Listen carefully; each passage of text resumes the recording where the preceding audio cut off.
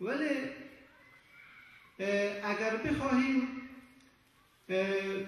درباره مزاری شدن فکر کنیم، به نظر میرسد که همون گونه که از مزاری گفتن آسان است، اما مزاری شدن و مثل مزاری عمل کردن مشکل است و بلکه شاید اگر اغراق نباشد محال و ممتنع است. بابا مزاری شعری بود که درک آن و به تعبیر شهید ابوذر شاه بیتی بود که درک آن و فهم آن و تفسیر آن آسان است، اما سرودن مانند آن شاه بیت مشکل و محال است. بابا مزاری آسان ممتنع بود و است.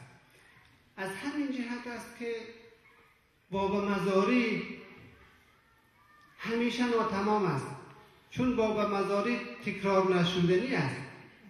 بابا مزاری نامکرر میماند و همیشه ما نیاز داریم و همیشه این شوق وجود دارد که بابا مزاری را بخوانیم و از او بگوییم و از او بشنویم، چون بابا مزاری چیزی است که دیگر تکرار نمی شود و تکرار نشد و همچنان تکرار ناپذیر و رخداد ناپذیر و نامکرر و بی‌بدیل و استثنایی باقی میماند و چیزی که بی‌بدیل است و یگانه است و تکرار ناپذیر است برای همیشه نو است و تازه است و خواندنی و شنیدنی است.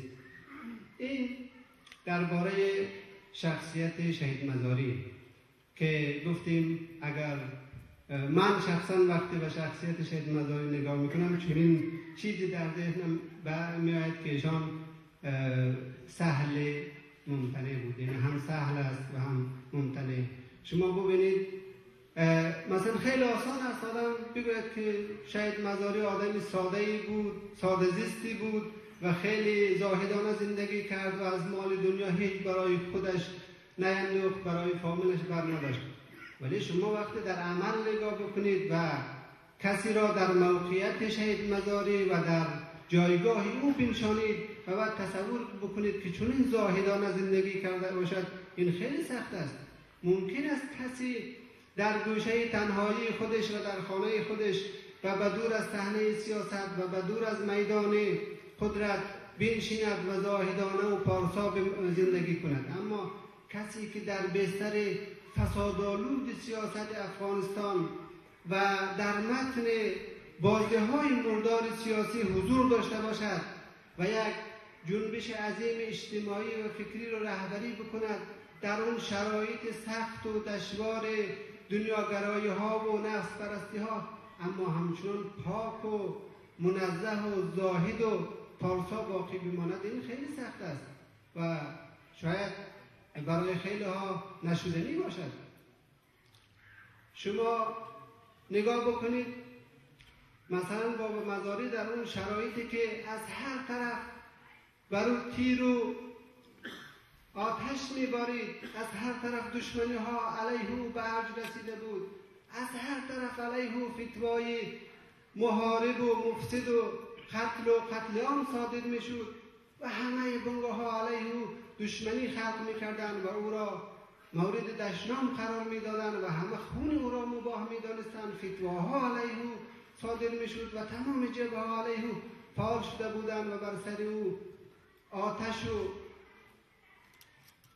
مرمی میریخت. در همین شرایط شما با تمام مصاحبه ها و سخنرانی ها و موضوعگیری های ایشان مراجعه کنید. الان آرشیو هست، خیلی ساده است، با ارتباطات رسانه ها و ارتباطات جمعی ببینید مزاری در متن اون دشمنی ها و کینه ها و دشنام ها و خشونت هایی که علیه او جریان داشت نشسته بود، همه اونها را تحمل میکرد، اما یک کلمه از دشمنی نگفت.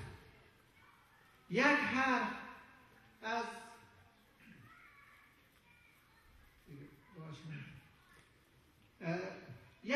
از دشمنی اقوام، دشمنی ملیت ها نگفت. در متن دشمنی ها و دشنه ها استاد، اما همه حرفش از دوستی اقوام بود، از برادری بود، از وحدت ملی بود، از همدیگر پذیری بود، از اخوت بود. این به نظر من کار دشواری است. ما در تاریخ افغانستان سراغ نداریم چنین روحیه‌ای را و چنین رویکرد را. این درباره شخصیت شهید مزاری. بیشتر از این تا فرودن گفتن 10 دقیقه دیگه وقت، من 10 دقیقه درباره نقش و جایگاه شهید مزاری در افغانستان جدید خدمت شما عرایض را برگزیدم. صلوات حضرت.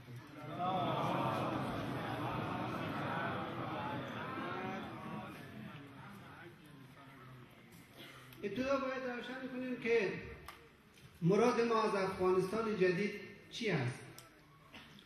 مراد از افغانستان جدید افغانستان است که باید بر اساس ارزش‌ها و اصول انسانی جدید شکل بگیرد و طراحی شود. ارزش‌هایی چون عدالت اجتماعی، حقوق اقوام، حقوق شهروندان، حقوق زنان، پذیرش افغانستان چند قومی و چند فرهنگی و ارزش‌های از این قبیل. مراد از افغانستان جدید این هست و ما می‌توانیم مصوبه کنفرانس بون را و قانون اساسی فعلی افغانستان را به عنوان نقطه عزیمت مردم افغانستان به سوی رسیدن به افغانستان جدید به حساب بیاوریم.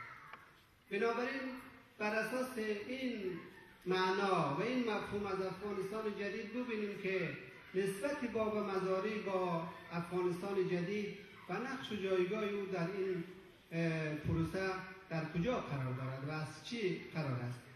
و به خاطر روشن شدن نقش و جایگاه بابا مزاری در افغانستان جدید خوب است که به صورت مقایسی نگاهی هم کنیم و اشاره بکنیم به جریان‌های فکری و سیاسی معاصر شهید مزاری و همدوره او. ببینید در دورانی که شهید مزاری و جریان سیاسی فکری او وارد صحنه سیاسی افغانستان گردید، به طور عمده و تاثیرگذار 3 جریان فکری و سیاسی دیگر نیز حضور داشتند. یکی جریان ملی افغانی یا همان ناسیونالیسم افغانی و دوم جریان اسلامگراها و مجاهدین و سوم جریان چپ‌های دولتی آن روز. ما اگر به طور دقیق و منصفانه و هر کدام این جریان‌های سیاسی و فکری نگاه بکنیم، ربط و ارتباط و نسبت چندان موافق را در هیچ کدام این جریان‌های فکری و سیاسی با اصول و ارزش‌های جدید به امروزی که یاد کردیم نمی‌بینیم. جریان ملی افغانی یا همان ناسیونالیسم افغان در واقع و در ماهیت یک جریان قومی است و ریشه در تاریخ گذشته افغانستان دارد و از تجربه عملی این جریان که بگذاریم، سرگذشت حکومت‌های مربوط به این جریان سیاسی و فکری و افکار سخنگویان و تئوری پردازان این جریان نشان می‌دهد که ملی‌گرایان افغان همدلی چندانی با یک افغانستان چند قومی و یک افغانستان چند فرهنگی نشان نمی‌دهند.